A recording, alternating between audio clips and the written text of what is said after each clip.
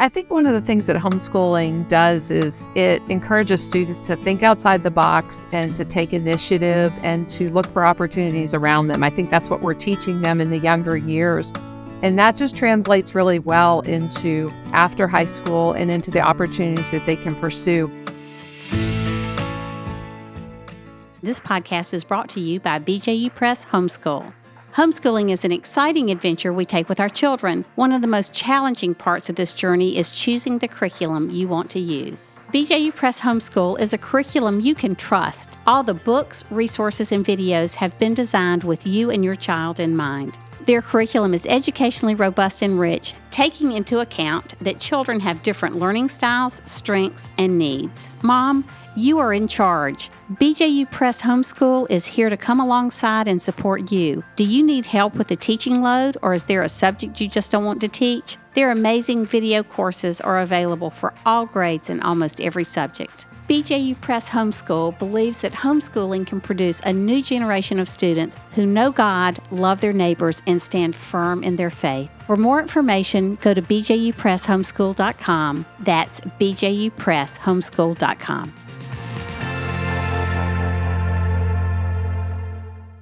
Hey everyone, welcome to the Zan Tyler podcast. I'm your host, Zan Tyler. This podcast is devoted to encouraging you in your homeschool journey through conversations with amazing homeschool leaders and advocates. I wanted to remind you to please subscribe or follow this podcast wherever you listen to podcasts. That may be Apple Podcasts, Spotify, Google, Stitcher, or wherever you get your podcast. Please leave a review and rating, especially on Apple Podcast. If this show has helped you on your homeschool journey, it really helps the podcast out, and we sure do appreciate it. Also, we are now on YouTube, so if video is your style, please like and subscribe to the Zan Tyler podcast on YouTube. And be sure to go to the website, zantyler.com. You can find all my social handles there for the show, like Facebook and Instagram. You can also send me a message. So now with all of that out of the way, let me introduce you to my guest.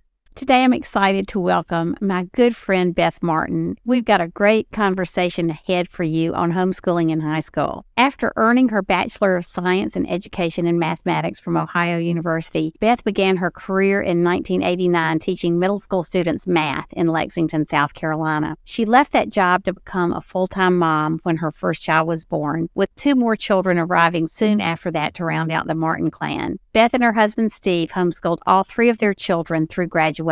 In 2013, Beth joined the staff of the South Carolina Association of Independent Homeschools, and in 2015, she was named Middle and High School Director. Beth works closely with colleges, the Commission on Higher Education, and the South Carolina Department of Education to ensure that families receive the best possible information and guidance while still allowing parents to control the educational process and individualize instruction to suit the needs of each child. Beth has joined the staff of Upstate Homeschool Co-op as the incoming high school program director for 2023 and 2024. She loves encouraging, supporting, and advising parents and students to find the best path for high school and beyond. Welcome, Beth. It's such a privilege to have you. Hey, Beth, it is so good to have you on the podcast today. I can't tell you how excited I am about this session on homeschooling in high school.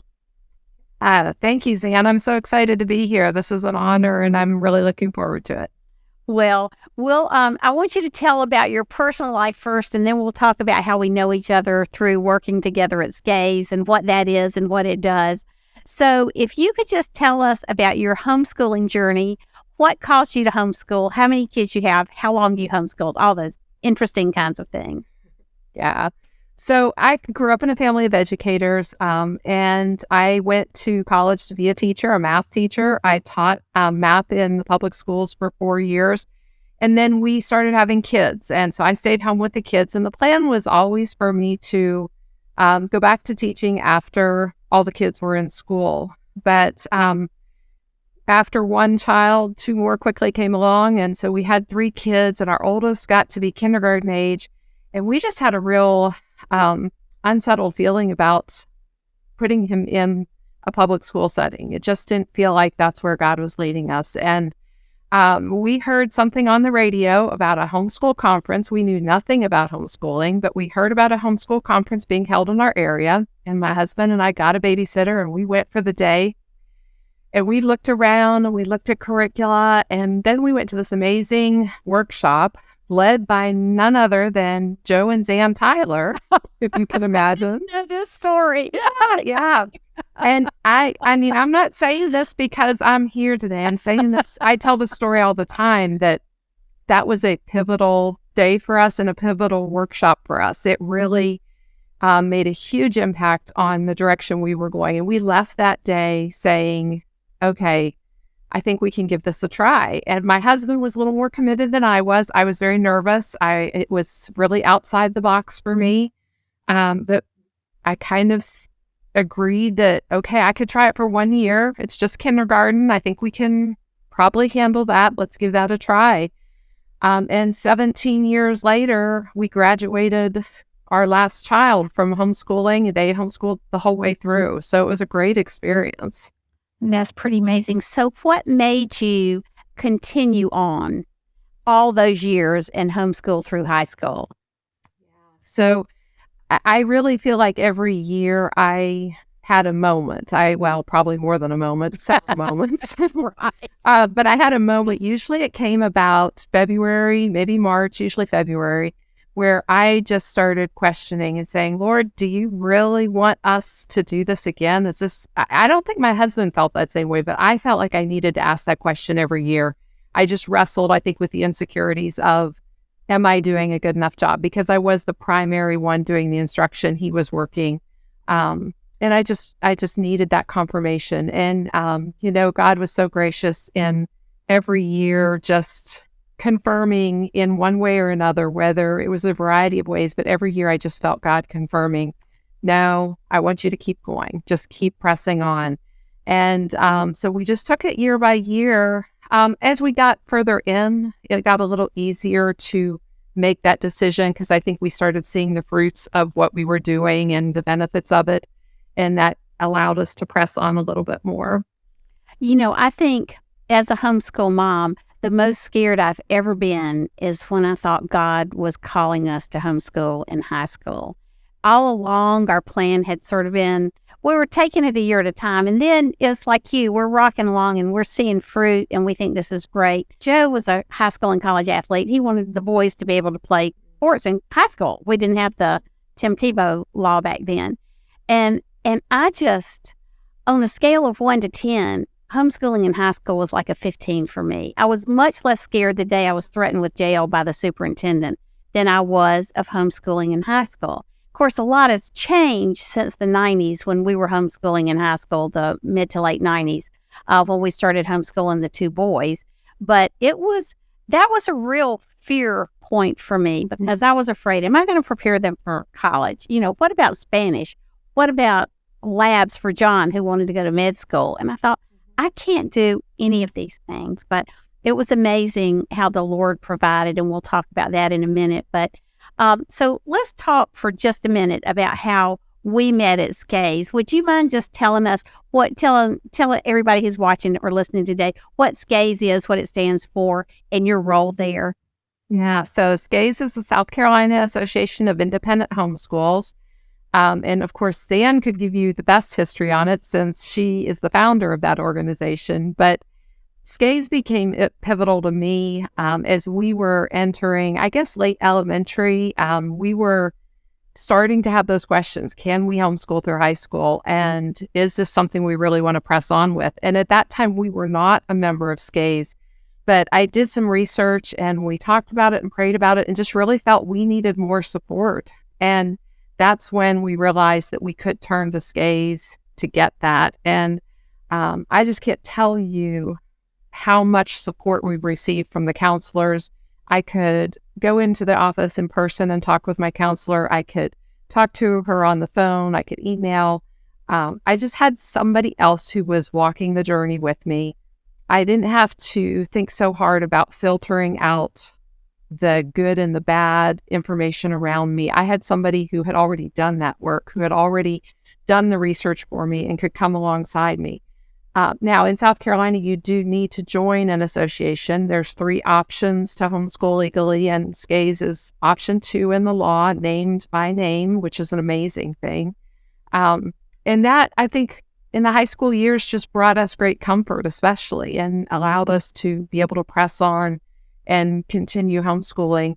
And so when I had the opportunity, when my youngest was going into her junior year, to come on staff and join the team at SCAYS, it just seemed like the perfect fit. Like I had received so much help and guidance through the years that it just seemed natural to want to give back and to help other families with that. And so it's during that time I got to come alongside and work with you and work for you and just be a part of that great organization. So, Beth, let's talk about this. First of all, SCAYS, if you're interested, this is really not a pitch. This is just if you're interested, is open to people outside of South Carolina. We have a lot of military homeschoolers who live all over the place. We actually talked about military homeschooling last week. And we have people who are missionaries that live globally that are members of SCAYS. And then we have a lot of people outside of South Carolina that are members of SCAYS, especially during the high school years when you might feel like you need more support. But Beth, let me ask you this. What does a parent do to find, let's say they live globally, they live in a different state that doesn't have an organization like SCAYS, but they do have a state organization. How can they find the support they need to homeschool in high school?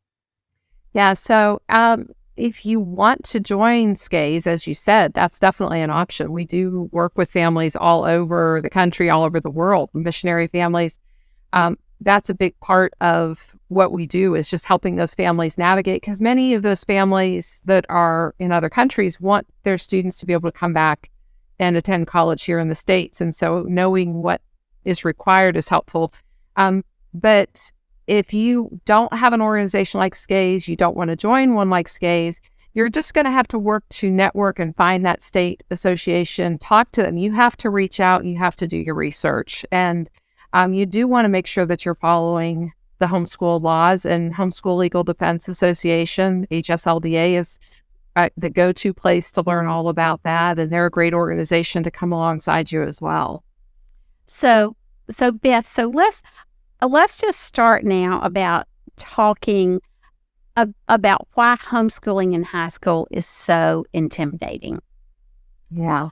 I think that there can be a variety of reasons. Some of it is maybe the parents have had their own bad experience in high school and don't feel confident in what they've learned. And I think the world around us has taught us or conveyed to us that you can't teach a subject unless you're an expert in that field. And so parents feel like they can't do justice to a subject unless they are an expert. And there's nothing wrong with having experts teach your children, but I think that there's so much more in the high school years that you can be teaching your student. There's a lot more than just the academics. You want to be teaching your whole child. You want them to be learning to grow in their character and in socially and in their spiritual walk. So there's so many other things you can be teaching them. But I found that homeschooling in high school gave me the opportunity to also be teaching my student, I guess what we call now the soft skills, like learning how to talk with other people, how to have discussions, how to just get along in the world around them. And that's something you can naturally do as a parent. You don't have to be trained to do that. So there's a lot you can do, but a lot of homeschooling in high school is also just providing the right resources for your student. So you don't have to be an expert. Let me go back to that soft skill thing. We hadn't planned on talking about this, but this is such a great thing. I can remember reading an article by somebody at Google, and they were talking about, you would think when we hire at Google, it would be technology first. You know, we want tech-savvy people. He said, which we do. But we're realizing that the soft skills of being able to relate to others, be able to problem solve, being able to work in an environment and conquer new environments. They said, we're realizing the soft skills are really more important at some point than the tech skills. I've saved that article. I need to go back and read it, because that is what I think homeschooling really excels in. And of course, you're a mathematician and you have kids who did great in the math and sciences. We know a lot of people who have used, we have at at BJU Press, we have great video teachers and great courses in all subjects at the high school level. So there's so many options now for parents that I think they can relax a lot more than we were able to in the 90s. One thing I'll just say this is I was so worried about the buck stopping with me and I preparing my kids for everything they need. And I know you echo this, but I just want to say that the Lord is so good. I can remember when I was walking, we live in the country and I had a walking track, sort of makeshift walking track. And I used to pray every morning and walk for an hour. That was kind of my clear the head time. And so it was like the Lord said to me one day, so what are you afraid of? And I mentioned then what you had mentioned to me, the science labs, and I wanted my kids to be fluent in Spanish. And I was not, even though I had all these classes in high school and college, I could hardly speak a word. And so I just remember praying, God said, my strength is made perfect in weakness. It's just the verse that flooded my mind. And if we stand still, we'll see his salvation. So long story short, sort of short, the next 2 days I got a call, one from Debbie Essick, who used to work at SCAYS, and she said, hey, Zan, my dad's moving down and he's got a double master's in science and he wants to teach a homeschool biology class with the lab. Would you be interested in that? And I'm thinking, hallelujah. Now, this is the 90s. There's no internet. There are no co-ops or anything. And then the next day, our neighbor, who was the head of the Spanish department at the high school in our area, said they had just gotten their Bethany baby. She called and said, do you need a Spanish teacher? And I'm going, hallelujah.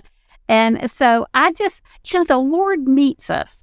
When he knows our needs, he meets us and provides. And to me, your life is so epitomized by that, by your faith and, trusting God and walking with God. I just want to encourage people that doesn't change when your kids are in high school. God still provides. Yeah. It's, there's no part of really even parenting that we can do in and of ourselves and do well. I mean, we need God's strength in every part of it. And homeschooling is no different. I think homeschooling was a great walk of sanctification for me and God teaching me and growing me. And high school was just one more step. I mean, if you think about it, 9th grade is just the year after 8th grade. It's not a huge step. It does have more responsibility. It is a different dynamic, but really it's just the next step. And those high school years can just be amazing. I mean, they're just a beautiful time with your children. So I would just encourage anybody to continue on and press on. So let's do this. Let's talk for just a minute about the options that are available for kids after college, because, after high school. My kids went to college because the things they wanted to do required a college degree, but not every kid is college bound, nor should be. So what are the options for homeschool kids when they graduate from high school besides college? Yeah, well, they're the same options everybody has, but I think that homeschooling just prepares you better for all these options. I think there's just going straight into the workforce. There's starting a business. Maybe it's taking a year in apprenticing and just learning more about a trade and working alongside someone. There are gap year programs that are amazing. And there's some 2-year college programs. There's certification programs.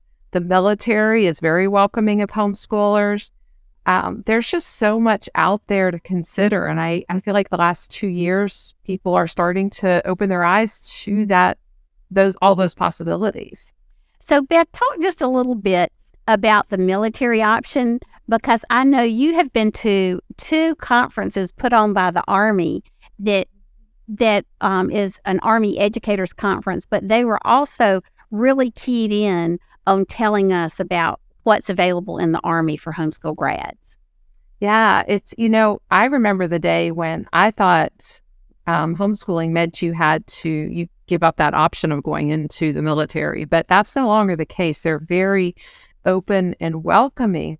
What I'm hearing is that they love that homeschoolers tend to be responsible. They love to learn. They love to ask questions. They don't shy away from a challenge. And so they are a great fit for the military. And so those Army educator tours that I've had the opportunity to go on have just been amazing.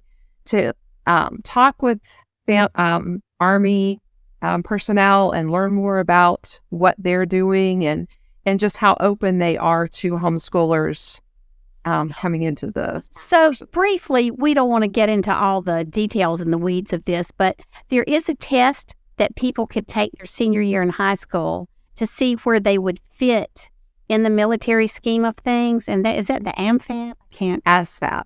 ASVAB. Okay. ASVAB. And how would somebody access that test? Yeah. Beth? And actually, you can do it before the senior year. In fact, we just recently here in upstate South Carolina offered it to a group of students who came in, and it was open to, I think, 9th through 12th graders could. Oh, wow. Okay. And it's about a 2.5-hour long test. And even if a student isn't interested in the military, it's still a great test to help them learn more about their skill set. It goes beyond the academics that something like the SAT or ACT would look at, but looks at some of their aptitudes that they might be good at. And we find that homeschoolers do really well on that, just like they do well on a lot of other testing. If you're interested, you can talk to a local recruiter. You can also talk with a local school to see if they're offering it and would let you take it.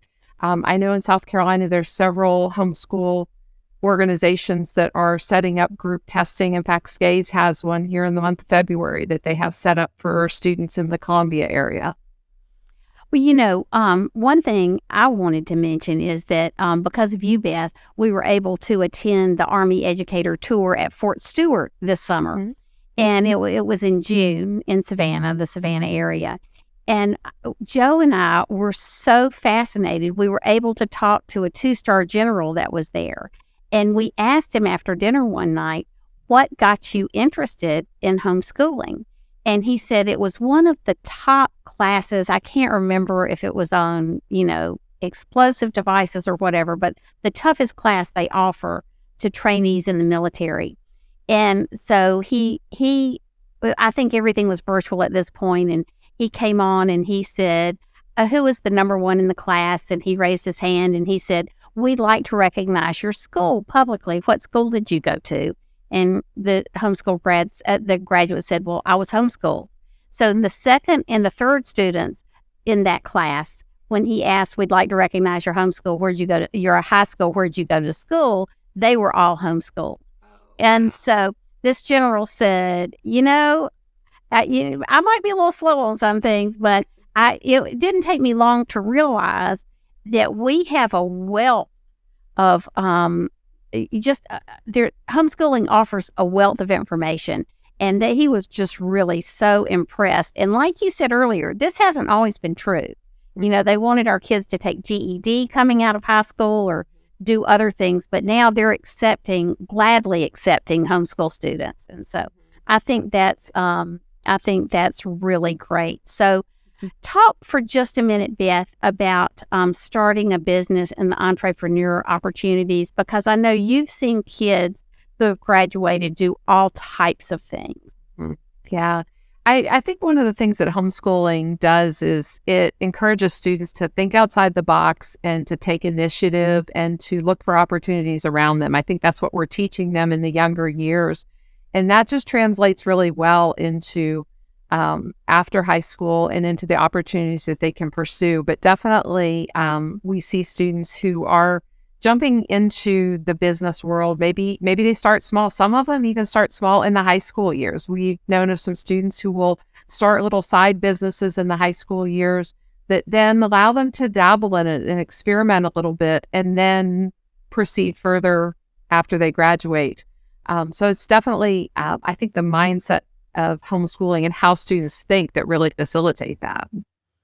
And this reminds me of a conversation I had with an admissions counselor several years ago. And he said the thing that surprised him the most was the leadership ability of almost every high school student that was homeschooled that came on his campus. He said, Zan, I don't know what we were expecting. Maybe kids who were tied to their mom's apron strings because they homeschooled through high school. And he laughed and he said, I don't know what happens in the homeschool setting, but man, these kids are independent. And, he just talked about they're not burnt out intellectually, because they haven't been in that school setting all those years. They come with a sort of a vitality in learning that they don't see in a lot of other students. And he said the thing that just keeps surprising him is the leadership ability that homeschool kids demonstrate when they're on campus. He said the other thing that teachers, professors have mentioned to him is homeschool students know how to take a syllabus, do the assignments, follow up, and they don't need somebody holding their hands. And so I know so we were talking about entrepreneurship, but that whole thing of being taught learning to think outside the box, I think applies in a lot of situations. Absolutely. Yeah. And it goes beyond entrepreneurship. We've seen a lot of students do internships and apprenticeships that have gotten them skills. I have a couple situations, one in particular just these past 2 years, a student coming out of COVID, during those COVID years, everything was virtual. And he was a high school student, and he was able to get a job during that time because he was doing his virtual work, flexing it with his schedule. Well, then school started to go back to in person, and he was going to have to quit his job. And that was just going to be devastating. So the family came to us and said, what if we homeschool? And they had actually homeschooled their daughter prior. So we talked a little bit, got him on a track for some academics, but he really just wasn't interested in the academics. He wanted to be out working, learning, doing. And so we talked and brainstormed and got him enrolled in the welding program at the local technical college. And that young man not only graduated this past December a semester early, he also has his full welding certification from that technical college. And his mom has just raved at his confidence level, his leadership, his initiative. He's just a happier person because he was able to explore and find what was a good fit for him.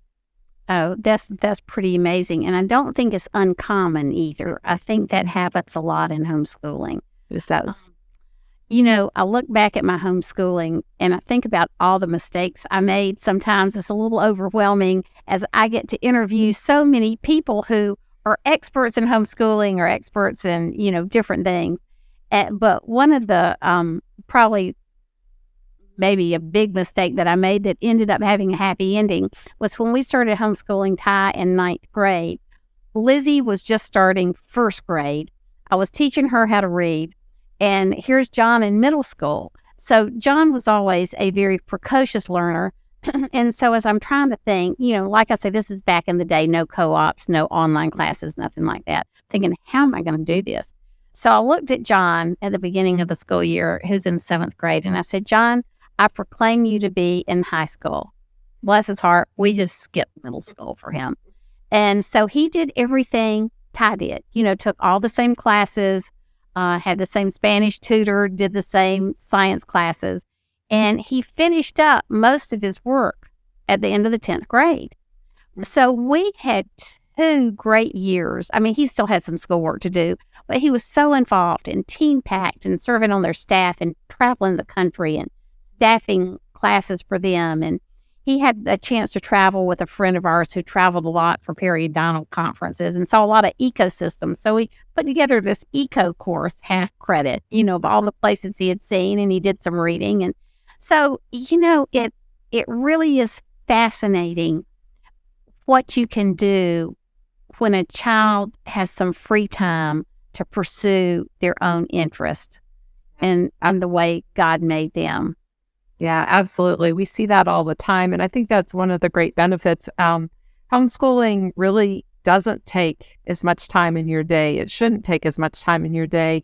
And you can get the academics in, but then it leaves a huge amount of time, or at least an additional amount of time that can be used for some of these other activities, to pursue hobbies, to pursue interests, to work, to get internships or apprenticeships, to get involved in things. My boys were involved in the NCFCA Speech and Debate League, and that was an amazing experience for them. It taught them how to articulate their thoughts, how to research, and how to defend their ideas, and to do it in a godly and kind way. It taught them how to listen to others, to converse with others, And that's carried them through life. They're not in a job that requires that they debate with someone, but it's allowed them to be able to speak in public settings more easily and share their thoughts more coherently.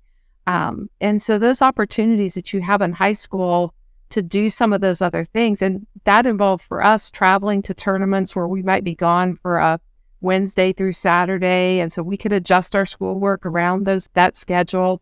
And those were just amazing opportunities. And I guess your kids were able to make homeschool friends nationwide as well, doing something like that. Yeah, absolutely. They had friends all over the Southeast because the debate league they were in was the Southeast region. And our daughter was a soccer player, so that was her niche. And so we could do soccer tournaments and travel with that if we needed to. And we could adjust. She was great at looking at her schedule for the week and saying, okay, I've got a soccer game Thursday night. So Friday's going to be a rough morning because we'll have been traveling and gotten home late. So I want to get as much done extra as I can to make my schedule easier on that day. And there's just so much flexibility, but it also was teaching them real life. Like that's what we do in our real life. We adjust our schedules, we figure out what we need to do, and we manage our time. And that's just what they naturally learned to do during those high school years. And it really carried over well and helped them transition into the adult world very seamlessly. Okay, let's switch tracks for a minute and talk about kids with special needs. And how homeschooling in high school really can help them find a niche in terms of maybe working in some areas and internships. And so I know you worked a lot with that whole process at SCAES. We actually came up with a third type of diploma, and it was for special needs kids that acknowledged their work for employers in other situations. Absolutely. First of all, just recognizing that there's a wide range of learning differences and needs that might affect a student. Everything from something mild to something major. And some of the milder cases, homeschooling is just a natural accommodation. Parents just naturally will find what's working for their student, and they may be able to address a lot of those things naturally. But then if it's a little bit more severe, again, they're looking to find solutions and they're looking to find resources. And SCAES has a great special needs department with counselors who can help them with that. But we also wanted to recognize that while some of these students may not be able to do all the academics that you need for a diploma, they are doing great things. And so in developing that employability certificate, it allows the student or the parent to work with the student to build up the positive, the skills that they have to maximize those. If they could work in a job 1 or 2 days a week or get some skills doing something, then we want them doing that. And we want to give them credit for it. We want to recognize that as part of the learning process. Education isn't all about academic subjects. So I think the employability certificate that SCAES is doing helps recognize that and just rewards those students, but it also prepares them for some job situations down the road and helps them develop some of those soft skills and other skills that they might need.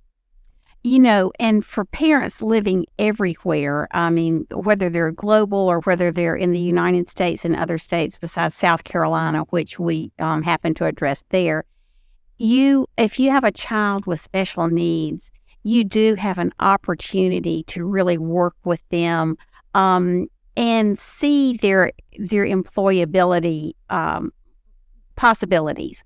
Because as a parent, it's amazing. I mean, how you can use your own sphere of contacts or connect with your state organization, connect with your support group, and find a place for your child to be plugged in. I think probably one of the most, there are two really growing areas of homeschooling right now. One is within the Black community and the other is in the special needs community.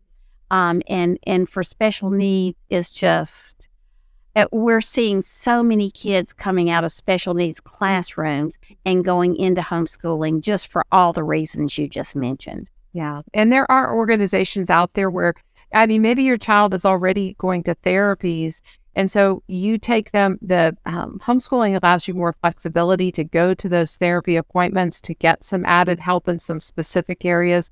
But then again, as the parent, I just can't stress enough the importance of moms and dads to use what God has given you to recognize in your own children, whether they're special needs or not, recognizing their strengths, their weaknesses, where you want them to grow. And I mean, God gave us our children for a reason, and He is going to help us understand them. So I think using that to help figure out the best path for our kids, but also to just help them be the best person they can be. And if a special needs student can't ever work in a job, help them find what it is that they can excel at and be good at, and let them be that great person. I think of one of our board members at SCAES, Dr. Jackson. His 2 special needs boys are just amazing, and just how they can light up a room with some of the things that they say and do, and how special those boys are. And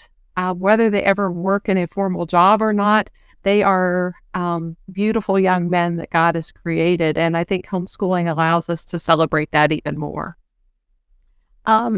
So one thing you mentioned a little bit in passing that I would like to discuss a little bit more is after graduation, the number of kids now, the homeschool graduates and other graduates, are taking advantage of the gap year. So explain a little bit what a gap year is, Beth, and some of the programs or possibilities for a gap year. Yeah. So a gap year is an intentional year of taking some time off, taking a gap in between high school and the next step. So it isn't just a year of, I don't know what to do, I'm going to play video games all year. It's a year of saying, I have some goals for this year. What we want to explore some things about, to learn who you are a little bit better, to grow spiritually, to grow in whatever way. And so finding a program, many of these programs will really help you achieve that. So, and what we found is that if they then go to college later, colleges are fine with you taking a gap year. What I've been told is a gap year is fine if it is an intentional year. Like they might ask the question, well, what did you do in your gap year? So I would encourage parents to help their students set goals for that year of what they want to accomplish. Some of them, they can earn college credit, some of them not, but it's just an intentional time as growing as a person. You know, this may be dated information, but I know Chick-fil-A used to be a sponsor of something called the 360 program. And it was actually a program that was a year where kids would stay in dorms somewhere and they would take courses that some of them translated into college credits. And I think they would do a missions trip with it. And if I'm not mistaken, Worldview Academy has a place now, a gap year program for kids coming out of high school. So there are tons of organizations that parents can look for online and see who's offering gap programs. For Christians, there are a lot of programs like that that are teaching them how to keep their biblical worldview strong if they're going into a secular learning environment, or even to a job or a military. It's just it can be a great faith strengthening year for our Christian kids who are graduating. Absolutely. Yes. Great opportunity. One of the things that, Beth, you have hit on this, but I want to talk about it a little bit more, is that I have people say to me, when we start homeschooling in high school, all the fun goes away because we've got so many check boxes. You know, we've got all these credits, and it's for keeps. You know, somebody else is going to be looking at these this transcript besides me. So what are some things we can do to keep that fun in homeschooling in the midst of all the serious work that goes on? Yeah, and you're right. It does step up a bit. It does become a little more serious. The stakes become a little higher. The responsibility level goes up. And the first thing I would say is I don't think that's all bad. I think that's part of the transition process of growing from children to adulthood. And I think those high school years are important years for helping our students navigate that transition from we don't want to just throw them into the college world or into the workforce when they graduate totally unprepared. So there's nothing wrong with added responsibility. But I do think that you can really look at the elective credits that they're doing. That's a great place to pull in some things that interest them. When parents would ask me, what do we do for an elective? I often would say, well, what are the things they enjoy doing? Do they enjoy pursuing a certain, like, are they artistic? Do they like to draw? Well, then look for some art classes in your area and look for some experiences, maybe go to some art museums and go on some little trips where you go and explore art museums in another city. And so when you take something like that, you're still getting in the academic work, but you're bringing some fun into it. And then the other part is like what you said, working ahead a little bit allows a little bit easier schedule, spreading those credits out so you can get some of those fun things in. And you do want to build that. You just have to be intentional to build in those times and use the flexibility of homeschooling when you can adjust your schedule and take trips in the off season and take advantage of that. You just have to be intentional to take that time and do it. You know, we had a friend, we worked with her at one point. She was a younger high school, a homeschool graduate. And she made the comment, she said, my friends were talking about going to the beach and how warm it was. And she stopped and thought, really? You can be warm at the beach? Because since they homeschool, they'd always taken the cheaper Blue Week, you know, in January and gone where the cost was next to nothing. So, but that really is, that is a huge benefit. Thank you so much for joining me today. I hope this was encouraging and inspiring for you. If you would like more information, you can find me at zantyler.com. Until next time, see you later.